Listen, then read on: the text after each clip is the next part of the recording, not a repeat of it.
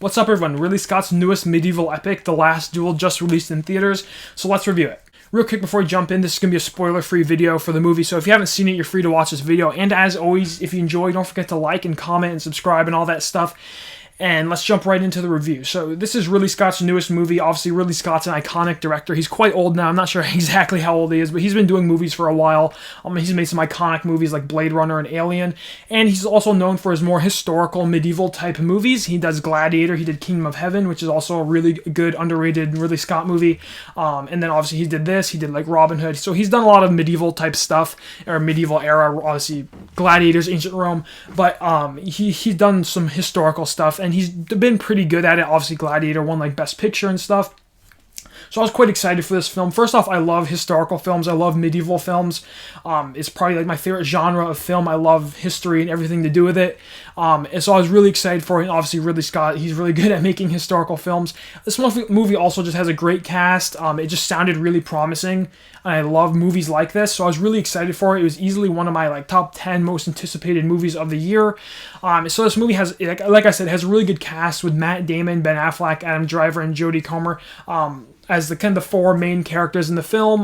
Ben Affleck's more of a side role, but the Jodie Comer, Matt Damon, and Adam Driver are the three lead characters. And overall, I thought this movie was just incredible. I had a great time seeing it in theaters. First off, the acting and the directing in this film are just incredible. Ridley Scott proves that he's still a great director. This movie really just had like a lot of passion to it, and there was a lot of good ideas on set, and it really feels like this movie came out very complete.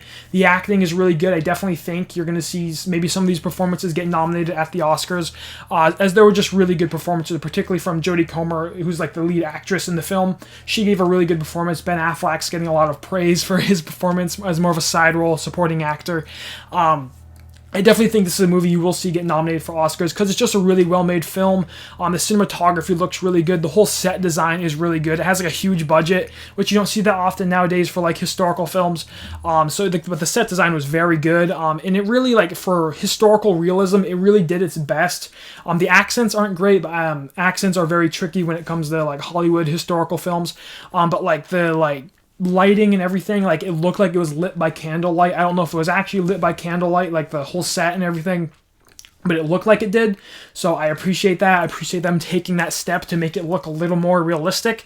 The like castles and everything looked pretty good. It really was a very competent movie that had a lot of effort put into it. And then the next point is this movie just feels very brutal and realistic. The plot of this movie, it really depicts like Jodie Comer's character. She gets raped, and then it shows three narratives of that plot, of three perspectives of that plot.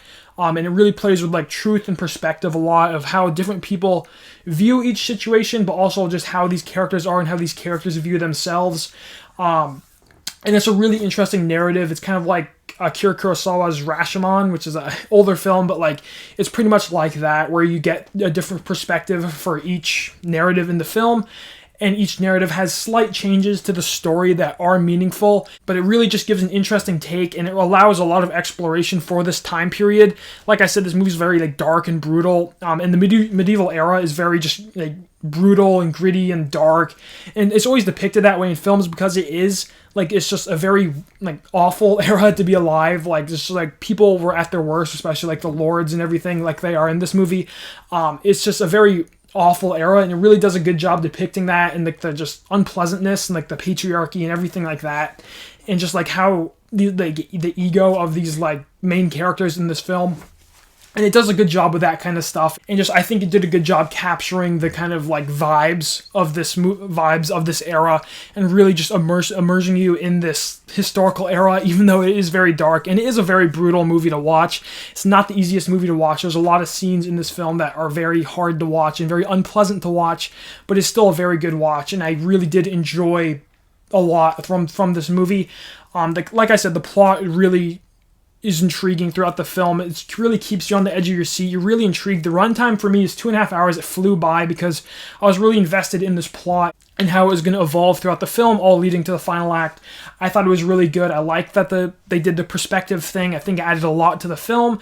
It added a lot of kind of mystery to the film, but also it really feels like, I feel like I got a good understanding of the story through the three plots, where like through the first one, you pick up on subtle details. On my initial viewing, I was able to pick up on more subtle things that change throughout each story. It's not like the hardest movie to watch ever. It sounds confusing with like 3 different narratives, but it's not as bad as it sounds. And it's just really an excellent historical epic, in my opinion. I really enjoyed this film. We don't get enough movies like this. I love anything with like historical epicness. And there's not a lot of like battle scenes in this film, which I actually kind of liked because it's a very different aspect of history. We always get the over-the-top battle scenes and everything in the historical movies. But in this movie, we got more. It's a little more tame. There's a battle scene towards the beginning, then obviously there's the duel that we've seen in the trailer. Both those are really good, and they really do a good job at showing them, but they're very limited in the film, and I enjoy that. A lot of people aren't going to like it. A lot of people like their historical films to be really like epic and over-the-top action and stuff like that. I personally don't need it to be that way. I was fine with the way it was. And I just think this movie was really good. It's definitely worthy of a watch. If you're looking for a good movie to see in theaters, I think this is that. Obviously, I said it's a very brutal, very dark movie, but it's just such a good movie that's directed very well, acted very well. It sends a lot of important messages. Anyways, I was incredibly hyped for Last Duel coming in, and I think this movie just delivered. I had a great time seeing it. My theater, actually, when I watched it, was empty, which is weird and very unfortunate because it deserves people to go see. It's a really good film. So anyways, I'm going to give Last Duel 4.5 out of 5 and a 92%. Like I said, just an awesome, epic, dark, gritty, historical epic. If you're into medieval type stuff, I think you'll like this film. It really explores that well, but also just tells a really great story throughout the film that really evolves and really keeps you on the edge of your seat and really has a good ending. It's just a very good movie, I think. Definitely worthy of a watch. Anyways, that's going to do it for my review of The Last Duel, Ridley Scott's The Last Duel. And if you enjoyed, don't forget to like and subscribe. Leave a comment down below. Tell me what you thought of The Last Duel. And as always, thanks for watching and have a great day.